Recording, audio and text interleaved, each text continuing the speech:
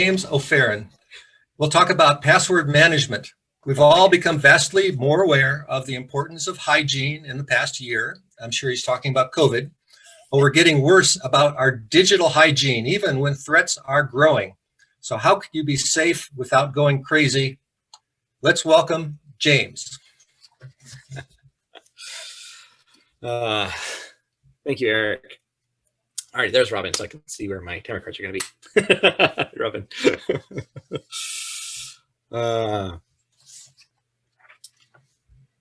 Imagine the stakes are high because you are part of the rebellion. You're fighting against the empire. They are hunting for the resistance.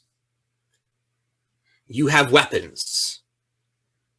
They don't want you to have weapons, but you have to hide them. You have to protect yourself and the people who trust you by keeping track of those weapons and keeping them safe.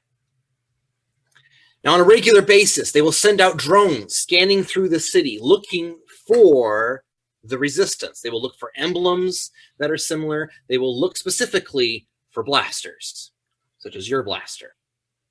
Now, as they're going through, they're going to look really quickly for stuff. They're looking for easy to recognize things because they're robots, they're drones, they're going on automatic pilot, they're going through everywhere looking for everything automatically, right? So it's pretty easy to hide from them. Kind of like you want to hide your books from your mom when you're supposed to be doing laundry, and so you hide your books in the laundry. She's not going to notice, right? It's easy to hide from the robots, okay? But you don't want to leave them out and open, just like you don't want to leave your car door unlocked. Because even though you don't have a very nice car, you still don't want to leave it unlocked. People will still try and steal it because people are desperate. Don't want to leave your house door unlocked in the middle of the city, even if you don't have a lot of stuff. People will still break in just because it's easy. However, there are the counterintelligence operatives. And this is the truth. This is the truth. In the real world, if you are trying to hide something and counterintelligence is looking for it, they will find it. It doesn't matter how James Bond you are. It doesn't matter. They will find it because they'll take the time to tear your house apart molecule by molecule, and they will find it. So trying to defend against that kind of scrutiny, trying to hide your weapons from actual people who are specifically looking for you, not worth the bother.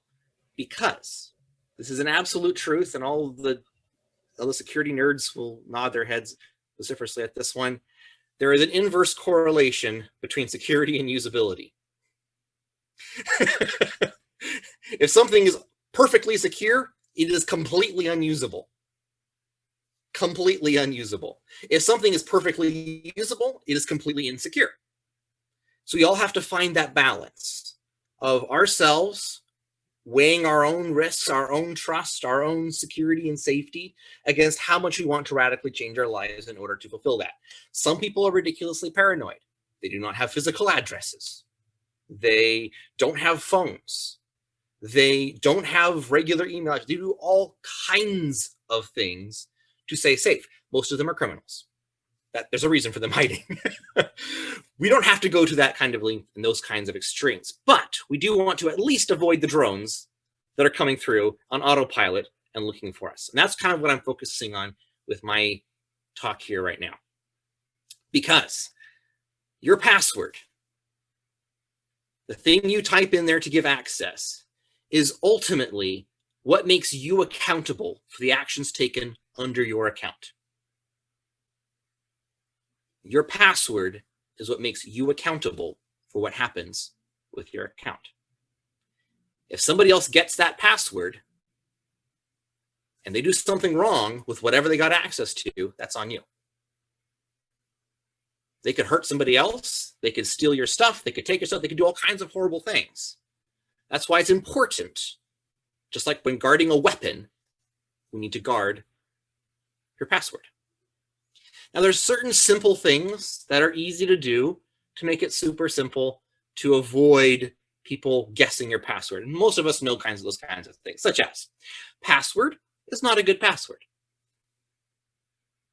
I would hope we all know that. Also, 1, 2, 3, 4, 5 is also not a good password. Neither is 5, 4, 3, 2, 1. Your name, your pet's name, guest is not a good password, Kyle.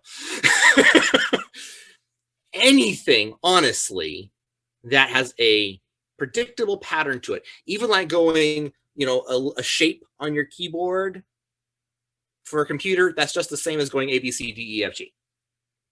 It's not random to a computer.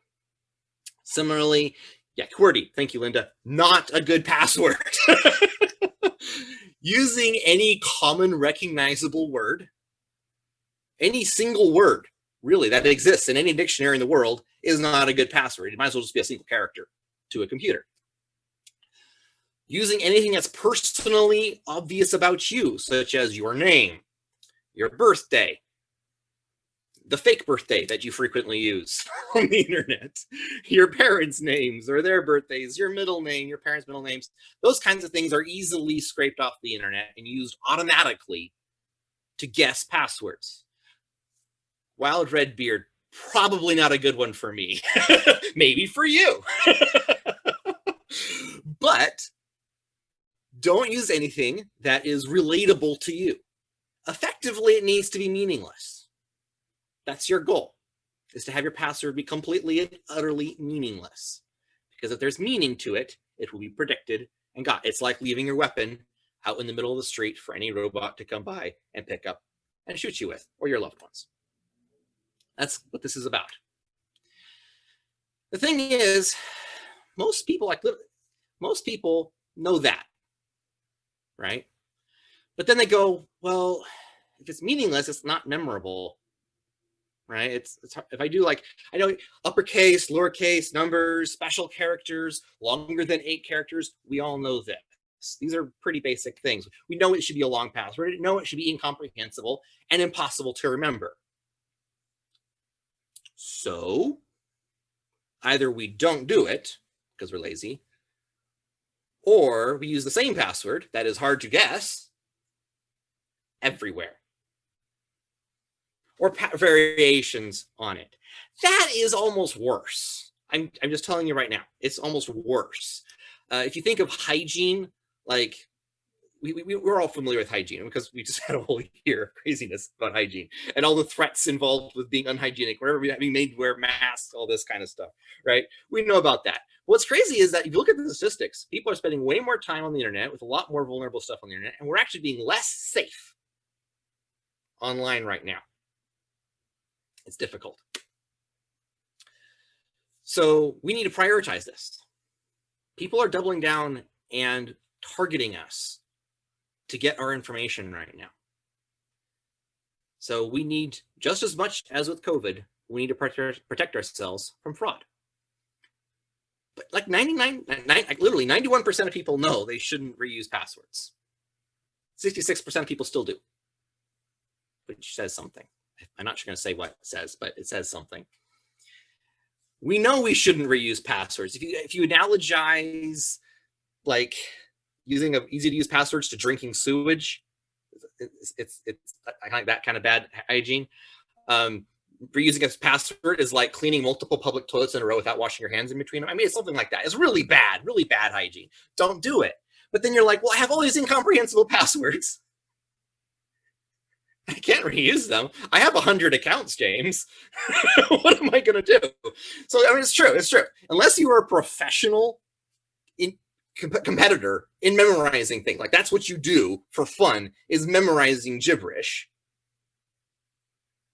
It's untenable. You can't do it. It's fundamentally impossible to actually have secure passwords that are unique for everything you use. Solution: use password managers. LastPass, 1Password, Dashlane, RoboForm. There's a bunch of them out there. You just look up password manager and pick one. I use LastPass personally. 1Password is another really great one. There's some other ones out there. Do some research, take your pick, find one that you trust. They're good. They work. They will help you generate secure passwords that have nothing to do with you because they generated it. And they'll keep track of them for you. And you only have to remember one password, the password to log into it. Now, of course, for that password, it needs to be secure. So what I recommend is using a passphrase. Right? There's a specific link to that. There's a bunch of different ones you can use. This one is an example of a passphrase generator. I recommend using a generator because humans are predictably terrible at randomness. So we suck at coming up with random things. So don't come up with your own. Use that. Use a password phrase generator, a long string of words. So you end up with like a 20-character password. It's a string of words. Add some special characters in there, some numbers that are easy to remember for you, but are still random. And it works. It's good. It's good. It's a secure password. Change it on a relatively regular basis, every 6 months to a year. Not super hugely important, actually. And then you only have to remember one thing. And it tracks everything else for you. The other thing, and that solves the problem, really, ultimately, right there. As far as dealing with the drones, it's basically getting a safe they can't see into. It's that simple. That's really the only solution, ultimately. That is the only solution for having secure password system. Eric mentioned a multi-factor authentication or two-factor authentication as another aspect of this. And this is a critical part because this is another kind of password. So a password is something that you know that, I mean, technically, nowadays, you actually can write it down, unless you're in like a public building or something like that. You don't write it down, obviously, there. But at your home, you can take a sticky note, stick it inside underneath your desk or something like that. Because if somebody gets physical access to your computer, if they're in your house, you're screwed anyway. You're in that's where you've got the counterintelligence people coming in. If they get physical access to your computer, they're going to get in regardless anyway. So don't worry about that as much. Just don't carry it on with you and forget it somewhere. Or don't put it on a Google Drive somewhere. Good heavens. Don't put your passwords on the internet. So you have your password. That's something that you know, something that proves it's you. And then you have something else. Something that means physical possession, again, because physical possession is the key. If they have physical possession, they have everything anyway. So prove that you have you are you by having physical possession. So if your phone, for example, email verification is good. Text verification, like Eric mentioned, is good. There's apps that you can use, like Google Authenticator, Authy, a bunch of different ones like that. You can look up two-factor authentication things. And they're really easy to use, which is nice. But basically it proves that not only do you know the right thing, you are the right thing. So the two angles is really hard. It's almost impossible for a drone to get you using those. There are still some, if somebody's specifically targeting you though, even then it's not going to help because, I mean, biometrics, everybody knows the movies, put your hand up there, scans your hand, proves it's you. Well, nowadays you put your hand up in a picture and they'll scan your hand, they'll replicate your hand with the fingerprints and they'll still scan. So if they're really trying to get access to you, they will, like I said.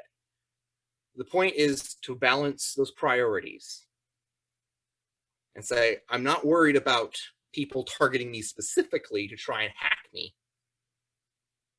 I'm worried about the drones that are automatically trying to fish for my information and scan and catch it all.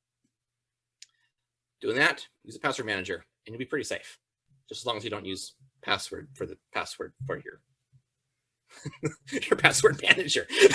You should be good otherwise. And after this talk, I will be putting some links to these different services and whatnot in the chat, and we'll talk more in the discussions. So thank you. Game over.